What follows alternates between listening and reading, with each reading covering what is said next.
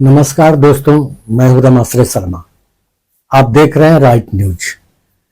सज्जनों, 13 अक्टूबर यानी सोमवार को राउस एवेन्यू कोर्ट की विशेष अदालत ने लालू प्रसाद, राबड़ी देवी और तेजस्वी के खिलाफ आपराधिक षड्यंत्र और धोखाधड़ी के साझा आरोप तय कर दिया। यह मामला जब लालू प्रसाद 2004 से 2009 के दौरान रेल मंत्री थे, रेलवे के वो दो होटल पुरी और रांची स्थित होटलों को पहले आईआरसीटी के हवाले किया गया। बाद में इनका संचालन और रखरखाव के लिए पटना स्थित सुजाता होटल को पट्टे पर दे दिया। एजेंसी का आरोप है कि निविदा प्रक्रिया में हेरा फेरी कर शर्तें इस तरह बदली गई जिससे सुजाता होटल को अनुचित लाभ मिले। विशेष न्यायाधीश विशाल गोगने ने कहा कि प्रथम दृष्टया यह मामला बनता है। उन्होंने कहा, भूमि हस्तांतरण के संबंध में गंभीर संदेह उत्पन्न होता है। अदालत ने यह भी कहा, भूमि के टुकड़े काफी कम मूल्य पर बांटे गए। पता न दाम कितना होना चाहिए था। भाजपा ने भी बहुत सारे भारतीय संपत्ति बेची है। उनको कौन पूछेगा एयर इंडिया बेचे गए, उसका कीमत कितना होना चाहिए था।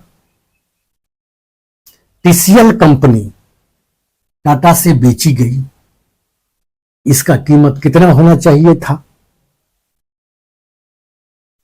बिहार के मुजफ्फरपुर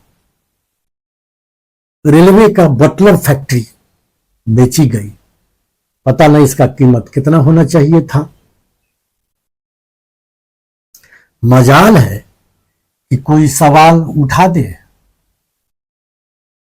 भाजपा पर सवाल उठाना मुश्किल है। थोड़ा बताते चले कि यही रेलवे था कि लालू प्रसाद नफा में चला दिए थे। विदेश से बड़े बड़े देश से लोग आते थे यह सीखने के लिए कि भारत का रेल नफा में कैसे गया। 90,000 करोड़ सालाना। रेलवे कर्मचारी को एक घड़ी भी मिली थी, खुशी में लालू प्रसाद ने दिया था। यह भी बता दे कि 27 अक्टूबर से रोजाना सुनवाई होगी। अब तेजस्वी यादव प्रचार कैसे करेंगे। तेजस्वी यादव, राहुल गांधी और इंडिया गठबंधन के लोग ही यह कह रहे हैं कि दलितों पिछड़ों की जनसंख्या बढ़ी है, हम जब जीतेंगे तो आरक्षण बढ़ाएंगे। और बढ़ा हुआ आरक्षण को नीतीश, भाजपा और लोजपा के लोगों ने कम कर दिया। ये लोग षड्यंत्र कर रहे हैं कि किसी तरह हम तेजस्वी को आने न दे। आप जान रहे हैं कि टीचर बहुत दिन से आंदोलन कर रहे थे कि हमको सरकारी करो। सरकारी करने से फायदा होता है कि उसका तनख्वाह बढ़ जाता है।